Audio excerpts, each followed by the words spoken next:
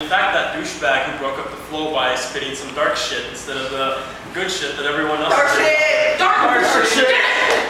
I can't really give any context to this because it's me, so I can't think of a way to not belittle the situation, so I'll just get into it. I had a dream the other night. I found myself spontaneously sitting smack dab in the center aisle of a wedding I didn't belong at. Not with the bride's or groom's side, but straight jacketed for all to see in the three-piece suits of a dead man, 6 sizes too small, sleeves the color of tombstones, strangling flesh-colored vines, has plentiful, his telephone lines going nowhere. No guest bothered a second glance, glassy eyes stained black, locked on a couple who I will never recognize, his side dressed and blood-stained tatters with their heads occupying sky, her side adorned in black like funeral processions whispering nothings to an unresponsive floor. I am caught between the rock and hard place that old-timers pray kids never see, the hell that personal devils exist to reap, and the paradise of gods who don't return calls. The point past broken down train tracks where the bad side of town breaks through the earth like bits of hell Satan couldn't bear to look at, and the edges of a deathly still waterfronts that good men dare not venture towards after dark for fear of losing to the darkness shreds of themselves they didn't know could be torn. And the preacher never once broke eye contact with me.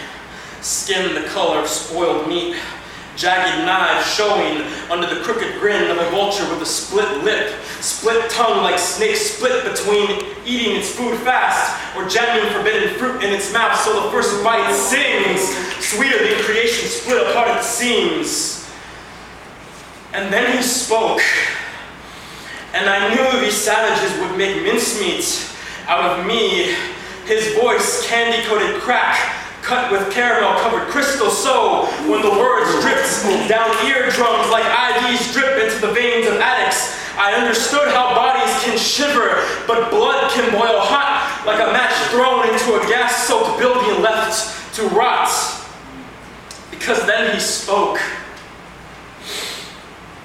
Dearly bereaved, we are gathered here together here in the sign of me, and in spite of all the looks on the faces of present company, to join together man and woman in the unholiest of misconceptions, and because I've too much pride to suffer the indignation of impatience, do you, son of the sin-seekers, heir to the clan who spread more seed that put Johnny Appleseed to shame, trickster, con man, cretin capable of kicking smiles so hard the spin makes them forget which way is up?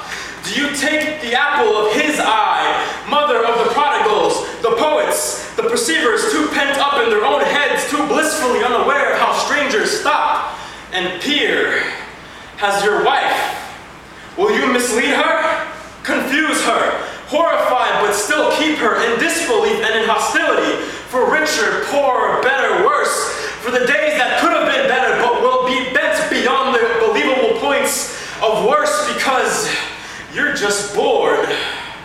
Do you swear that no meal will be shared at your table without the seasoning of an awkward silence, that even the combined screams of solar systems dying and mournful spirits whining couldn't break? Do you swear that the sounds of your voices in argument permeating the walls of your 2-story house of cards will be so dulcet your kids will dream of opera singers circling suicide with smeared eyeliner splattering the floor with their last words? Do you swear your kids will go hungry because they dare not set foot in the bloodbath your words will leave behind for fear that they might slip and end up a stain on the kitchen floor?